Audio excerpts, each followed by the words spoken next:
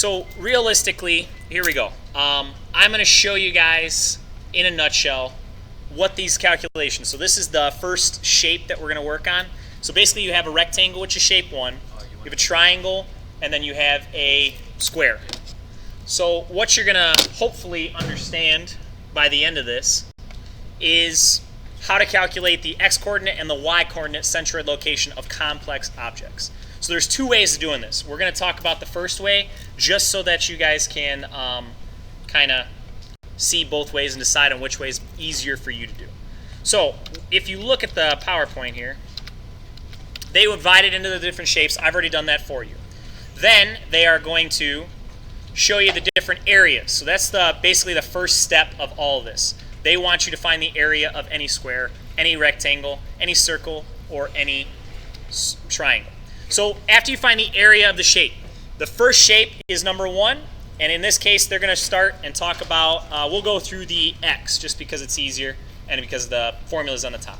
So in the first shape, the x-coordinate, let's focus on area first. So the area of the first shape is width times height. If you look specifically at the length and the width of this, you have 6 times 3. What they do not kind of really hammer home is that you need to first identify what I call the origin of a simple shape. So you have a 0, 0 location. The reason you're going to do that is because if you have multiple shapes that are next to each other, you're going to have to add from that base all the way across in order to get the centroid location eventually. So let's do the areas first and we'll go from there. The width and the height in this case of this first is going to be 3, 3, and this is 3 and 3. So in this case, it's 3 by 6, which is 18. So shape 1, in this case, of the area is going to be 18, and that's for both of them. So I'm just going to plug in 18 for both. And that is inches squared. So the area of the second shape, that is a triangle, so it's half base times height. In that case, they're going to go through, and you have in this 3, and you have 3. So it's half times 3 is 4.5, and that is your second shape, inches squared as well. So from there, we can do the third shape. This is pretty easy because it is a square. You have 3 by 3. 3 times 3 is 9. 9 inches squared. Those are pretty easy and self-explanatory. After we do that, then you're going to find and try and find the centroid location of each of the shapes. Okay? So after you know, and from what you guys know, that is, it's basically the center point, half base, half height. Third base, third height, and half base, half height. So we have to actually prove that through the calculations. So in this case, we are going to show that through this little chart. So basically from the 0, 0, okay, the x-coordinate in this case is going to be half of the 3, right? So it is 1.5. So your x for number 1 is 1.5. Then for number 2, you are going to take that 3 that you already have, and now you have to add that because you have a triangle coming not from the origin, but from away from the origin. So in that case, you're going to see the 3 plus a third of this base, which is 3, to be 1. So it's 3 plus 1, which equals 4. So from all that, I'll show you. Hopefully it changed. I'll show you what I'm doing so it's easier. So obviously you're starting from this origin. We good? No, it didn't show it. Let's do source. There we go. So what I'm showing you here is that you have this 3 plus another 1 because you have a third of the base, a third of the height for the triangle. Okay? So we have 3 plus the 1 equals the 4. For the third piece, it is similar. You got the 3 plus half of 3 because you have the half here. So 3, 4 and a half, 4.5 for your x-coordinate. Does that make sense? Questions, concerns on that? Okay. Do the same thing for the y. In this case, it's pretty self-explanatory for a couple of these. Half up, in this case, of the 6 is going to be 3. So for the first shape, the y is going to be 3. For the second shape, you got to go 3 and then plus another 1 because that's third of 3 to give you 4. And then obviously half of 3 in this case, because we're coming from the bottom, is the 1.5. And that's what the PowerPoint shows and goes through this little chart. All it's doing is showing you specifically, and it walks you through this whole entire thing. So the area, the first one is 18, and then it comes over for the x coordinate and walks you through and says that it's 1.5, it's 4, it's 4.5, and then all they do from there is they total these up. So basically what you're going to do is after you get all of your x's, after you get all of your y's, you will simply add up the areas, which is the easiest way to start with. So we have multiply across. So you have the y-intercept times the a-intercept, which in the first one, let's start down here. 18, because I started messed up. 18 times the 1.5 is 27, keeps going. 4.5 times 4 is, wow.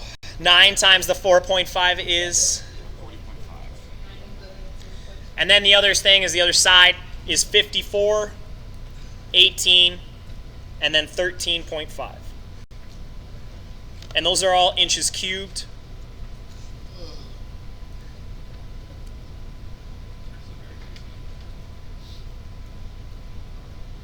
And then all you have to do from there is, as it's telling you, is you need to add those up. So obviously the sum of the area in this case, it shows in the PowerPoint, is going to be what?